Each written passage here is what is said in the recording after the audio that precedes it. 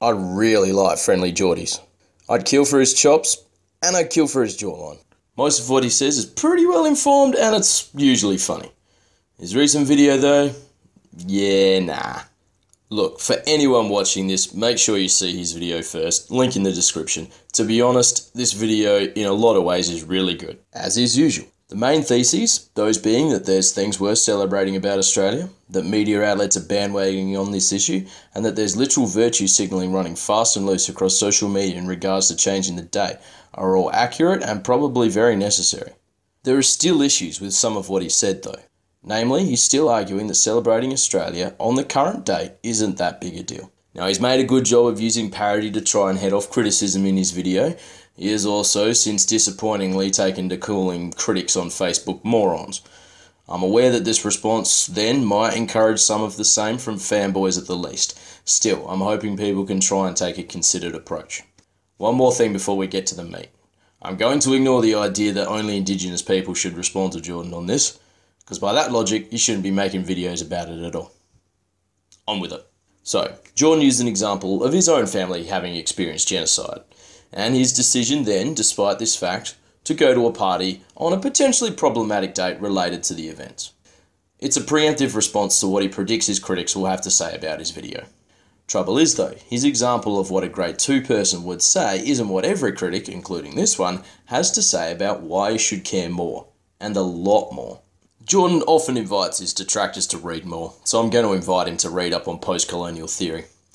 The theory is a clear articulation of the significant and generational impact of being colonised. It plays out across the globe time and time again and continues until real and proper integration and recognition for native peoples can be achieved.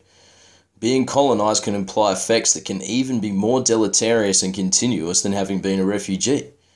Provided refugees are settled and supported in their recovery from the effects of their experiences, recovery is achievable for many displaced people, even in the first generation. Jordan may have experienced trauma due to his family's experiences, I don't know. What I do feel confident in saying though is that his life sense has provided him the environment he needed to reach a point where problematic dates no longer mattered. Now that's a very good thing.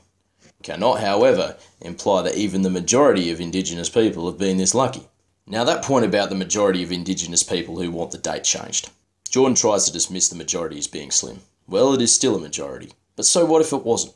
Jordan could also read up about the tyranny of the majority concept as well. Essentially though, there's still a number of people who have very good reasons for being very, very angry about celebrations on that day. His two Indigenous mates don't speak against that either. If you can't find examples of Indigenous people who are pissed off, you're just not looking hard enough, mate. Or maybe you're not looking at all. Triple M and others' dogged, also profit-driven pursuit of keeping the date shouldn't be excused either. If the date we celebrate really doesn't matter to you, why is the message forgiving for those organisations and people who are resistant to change? Maybe some people could tone down the rhetoric, a bit less of the old "you celebrate genocide" talk? Sure.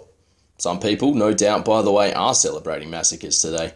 That said, not all people who don't want to change the date are doing so, and it would be more helpful in those cases to simply educate. Thing is though, that education is going to need to mention the massacres that make the day an issue. Triple J still is undoubtedly shit.